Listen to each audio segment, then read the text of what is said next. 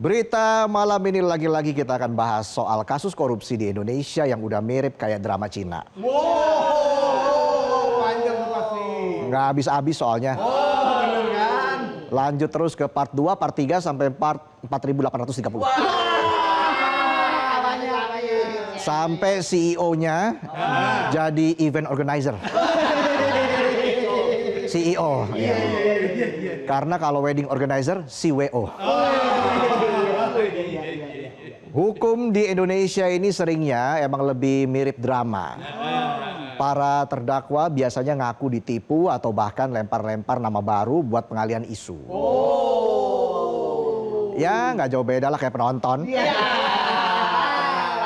Izin pergi main, tapi bawa-bawa nama atasan. Diajakin padel sama bos. Padahal aslinya kadel. Kadel. Dasar kadal. Kadal itu hewan yang paling sederhana. Soalnya ala kadalnya. Jadi yang terbaru, mantan Wamenaker Emmanuel Ebenezer alias Noel tersangka kasus pemerasan pengurusan sertifikat K3 keselamatan dan kesehatan kerja di Kementerian Ketenagakerjaan mendadak nyanyi. Udah kayak Noel Gallagher. Tapi yang ini Noel Ebenezer. Kalau Noel Gallagher bilang don't look back in anger. Kalau Noel Ebenezer malah bikin anger. Ungke? Ungke? Jadi sebelum sidang lanjutan kasus pemerasan sertifikat K3 26 Januari kemarin, Noel koar-koar. Yang di Dufan tuh koar-koar. Oh, kora-kora itu ya. Iya. Noel bilang ada satu partai politik berinisial K yang terlibat dalam kasus dugaan pemerasan pengurusan sertifikat K3. Tapi Noel tidak menjelaskan lebih lanjut tentang partai K tersebut. Dia cuma lempar kode. Terus ditinggal gitu aja tanpa detail yang jelas. Lempar kode udah kayak gebetan PHP. Datang cuma buat bikin baper. Terus pas ditanya balik, kita ini apa? Dia jawab, kita mesti telanjang. Dan benar-benar bersih. Malah nyanyi lagunya Pak Ebit. Ya. Nyanyian Noel ini otomatis bikin publik nebak-nebak. Banyak spekulasi yang muncul karena partai inisial K ada banyak. Contoh partai kayaknya. Atau partai keluarga. Atau kayaknya partai keluarga. Nggak ada yang tahu. Nggak cuma itu, di kesempatan yang sama Noel juga lempar isu kalau ada ormas non-agama yang katanya ikutan terlibat dalam pemerasan itu. Tapi lagi-lagi Noel cuma lempar isu tanpa detail yang jelas. Ibarat orang yang lagi lempar petasan terus langsung lari. Publik cuma dikasih kagetnya doang. Udah kayak ayam kalau kaget ayam. Ayam apa yang luas? Ayam semesta. Alam ya. Tapi intinya omongan Noel jelas bikin publik heran. Ini Noel lagi beneran mau bantu tegakin hukum atau lagi caper? Karena kalau ceper shock breakernya dipotong. Kalau emang niatnya membuat kasus jadi terang, Noel seharusnya bawa lampu ya. Maksudnya Noel sebut aja nama-nama itu di ruang sidang. Bukan di depan wartawan. That simple. Terbaru sebelum sidang yang digelar siang hari ini, Noel mengaku akan stop berbicara soal partai K. Noel menyebut sebenarnya lidahnya udah gatel. Biar lidah nggak gatel, mau tahu nggak caranya? Bedak, taruh di tangan, jilat aja tuh. Biar nggak cuma jilat atasan doang. Penonton gatal juga lidahnya. Mau jilat atasan. Nggak bisa lo. Lidah lo kurang stretching. Nggak luwes. Lanjut lagi, Noel bilang dia sebenarnya sudah ingin menyebutkan partai K yang dimaksud. Tapi dia diperintahkan oleh orang yang dia hormati untuk tidak berkomentar lebih jauh soal hal itu agar para elit tenang dulu. Ada bosnya. Tapi bukannya elit udah pada tenang ya. Yang nggak tenang itu rakyat, apa-apa sulit. Iya lagi. Nggak cukup cuma peras keringat. Mau peras darah takut kurang darah.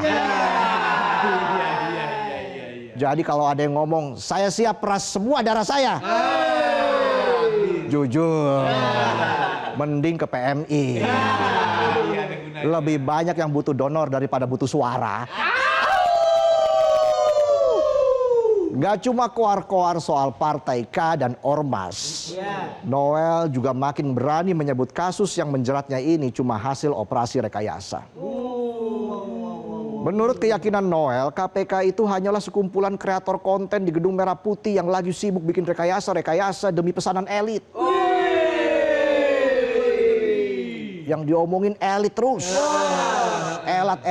Elit. Padahal gak cuma hidup lo doang yang lagi kejepit. Rakyat lebih sulit. Si itu ditekan elit doang. Lah rakyat ditekan dari seluruh penjuru mata angin. Sampai masuk angin semua ini. Uye.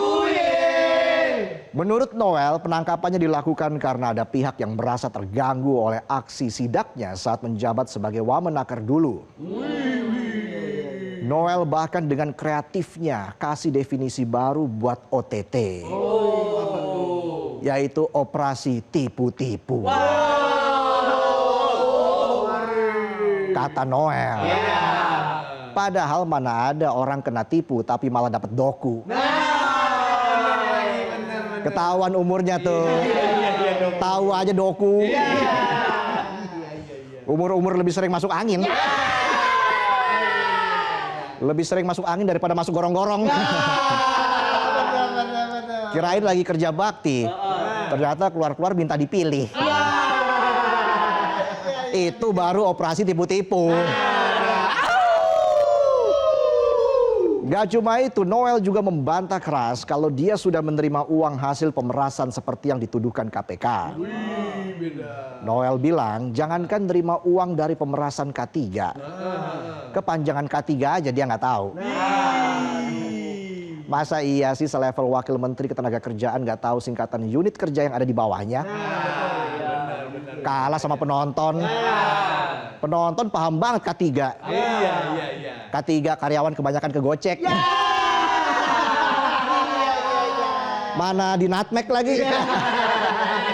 Dikolongin habis itu di sliding. Stuck udah. Saking stucknya, maksudnya saking yakinnya. Kalau dia nggak bersalah, Noel sampai bilang siap dihukum mati. Bila dia terbukti melakukan pemerasan seperti yang dituduhkan KPK. Menarik tuh. Dulu sih juga ada yang bilang siap digantung di Monas. Jadi javu saya.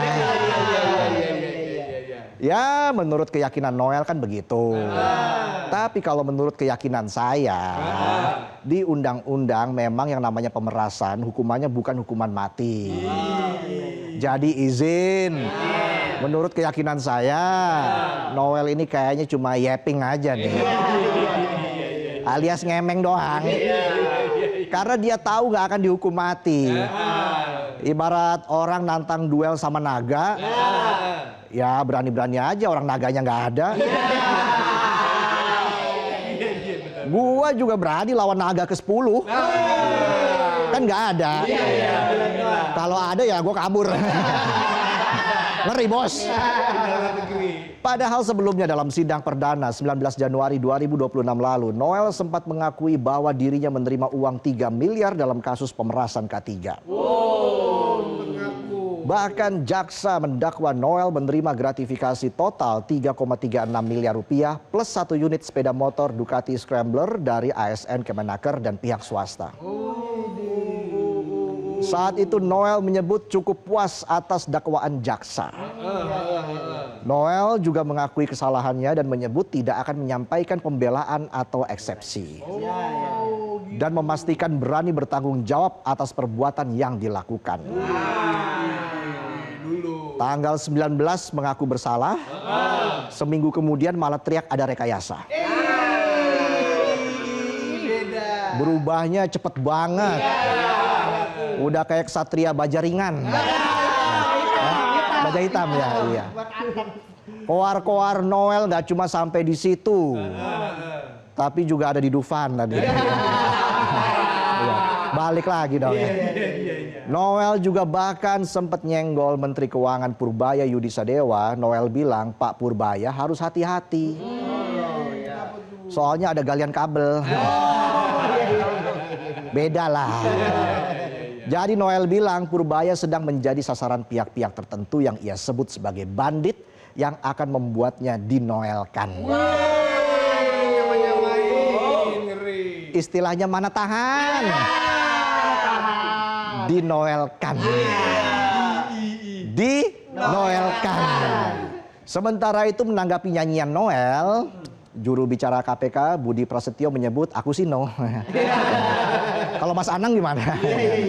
Maksud jubir KPK, narasi kontraproduktif Noel di luar sidang nggak akan mengubah fakta hukum. Karena semua upaya hukum yang dilakukan KPK sudah sesuai ketentuan yang berlaku. Budi pun mengingatkan agar Noel kooperatif dan menghormati jalannya persidangan, alih-alih membangun opini publik dan menyampaikan informasi yang berkaitan dengan kasus pemerasan di depan majelis hakim agar menjadi fakta persidangan. Buang sampah aja harus pada tempatnya. Apalagi buang omongan, jangan sembarangan. Harus di persidangan. Kalau buang sembarangan bisa banjir. Banjir hujatan. Terkait tanggapan KPK ini, Noel kembali menanggapi. Nanti KPK nanggapin lagi. Ditanggapin lagi sama Noel. Gitu aja terus sampai Messi dinaturalisasi. Jadi atas tanggapan KPK itu Noel mengaku tidak terima. Menurut Noel, yang bisa memberikan perintah kepadanya adalah pengadilan bukan jubir KPK. Noel bahkan mengatakan juru bicara KPK adalah juru nyinyir dan menyebut KPK berisi orang-orang bocil, bohong, licik, dan liar. Bang Noel jago banget bikin singkatan. Tapi apakah jago bikin hukumannya dipersingkat? Yo, enggak tahu saya. Manuver Noel ini memang terlihat kontradiktif. Di satu waktu dia mengakui kesalahan, tapi di waktu yang lain malah mengaku jadi korban. Tapi ya mungkin ini bagian dari upayanya membangun narasi bahwa dirinya hanya korban keadaan atau kegagalan sistem. Sekarang bawa-bawa keadaan. Udah kayak orang pacaran. Perkara beda pilihan restoran, yang disalahin lampu jauh. Kasihan tuh nggak bisa nyalip Land Rover. Sebagai terdakwa, Noel memang punya hak bicara. Tapi bukan berarti bisa bicara seenaknya. Jangan sampai omongannya kayak tukang obat di pasar malam. Bukan sulap, bukan sihir. Sekali minum penyakit minggir. Ini jamu sakti. Yang dulu susah jalan, sekarang bisa ngejar Mbappe. Nggak mungkin. Tapi penegak hukum juga bukan berarti bisa abai. Jika memang ada partai yang terlibat, ya harus dibuka secara terang benderang. Namun jika ini hanya gertakan sambal karena seorang terdakwa mulai ketakutan, maka hukum harus tetap konsisten pada jalur fakta, bukan sekedar drama. Publik ini hanya bisa menunggu apakah nyanyian Noel ini akan membuahkan hasil atau justru jadi akhir dari karir petualangan politiknya. Tapi yang pasti di negeri penuh kejutan ini, sebagai penonton kita harus selalu siap menghadapi plot twist yang tidak terduga di babak selanjutnya. Bersatu kita teguh. Berdua kita waduh. Itulah tadi sajian pembuka kami di Midnight Live. Dan tentunya usai jeda kami masih punya banyak informasi. Dan kita akan hadirkan artis luar negeri di Midnight Live. Kinanti akan hadir di Midnight Live. Jadi tetaplah di Midnight Live.